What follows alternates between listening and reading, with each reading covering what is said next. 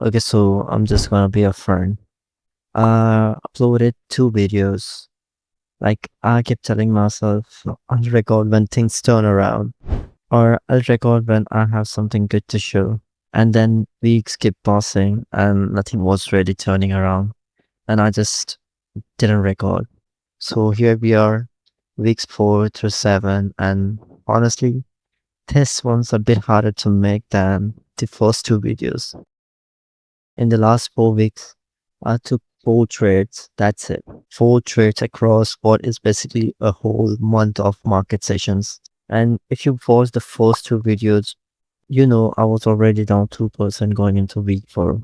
Right now, I'm sitting at negative 3.6%. So yeah, not great. But the percentage isn't even really what I want to talk about today because honestly, the number isn't the real story. The real story is why I only took four trades in 4 weeks.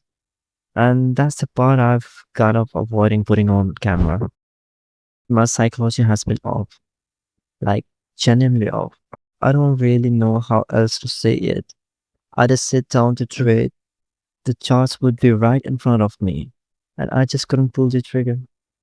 I did see the setup forming. I did watch it. I did go through all my checklists in my head. And then right when I should be clicking in, I just closed the charts or I just sit until the move was already gone. And then I did feel bad about that, which made the next session worse. But because now I'm also carrying the frustration of you froze again yesterday. It's kind of snowballs. Not gonna lie, it's a weird feeling. Because it's not like I didn't know what to do. I knew what I was looking at. The setup was there right in front of me. But something in my brain was just like, no, man, should not take this trade. What if it goes wrong? What if it lose again? What if you make it worse? And I think part of it is pressure of account rules. Like with a funded challenge, every loss feels heavier because you're not just losing money, you are eating into a limit that ends the whole thing if you cross it. So, somewhere along the way, my brain just decided the safest option was to do nothing, which looking back now isn't actually safe at all. It's just a slow way of failing. Trust me, it is. I actually have a couple of the saves set up I marked out, watch play out, and just didn't take. This one here, I had the market in advance. Price came right in my level, gave me the reason I was looking for, and I still didn't click it. It went almost exactly where I would have triggered. And that's a weird kind of pain too. It's not the pain of losing a trade. It's the pain of knowing you were right and still not backing yourself. So here is what I think actually happened. If I'm being real with myself, in the first few weeks, I made those two FOMO trades.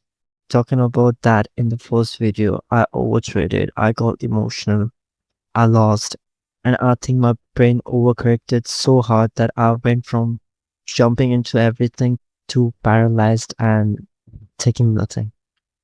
Like, I was so scared of repeating that mistake that I just stopped making any decisions at all, which sounds kind of logical when you are in it. But when you watch it from outside, it's like that's still the same root problem.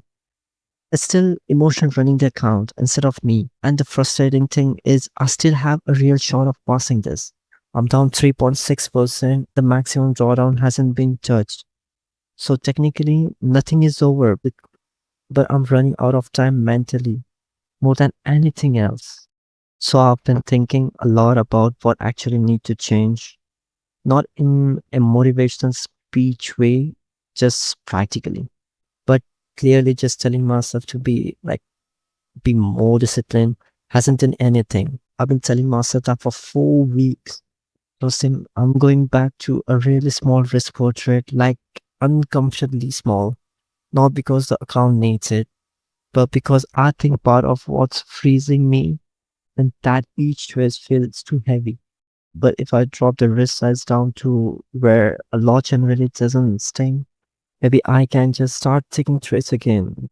get the reps in, rebuild some confidence. Second thing, I'm gonna set a requirement to take at least one valid setup per day if it's there. Not force a trade, but if my setup shows up, I have to take it an option to sit it out because right now I'm giving myself too much permission to do nothing and I just keep choosing that option. Third, keep journaling not just the trades, but how I'm actually feeling before each session. Because looking back at the weeks where I froze, I think I knew something was off and just ignored it. If I write it down, at least I'm being honest with myself in real time instead of making this beautiful big letter going. Yeah, so that wasn't great. Look, I'm not gonna sit here and pretend this has gone well. It hasn't. I thought week one was rough, and then I basically disappeared for a month and barely traded.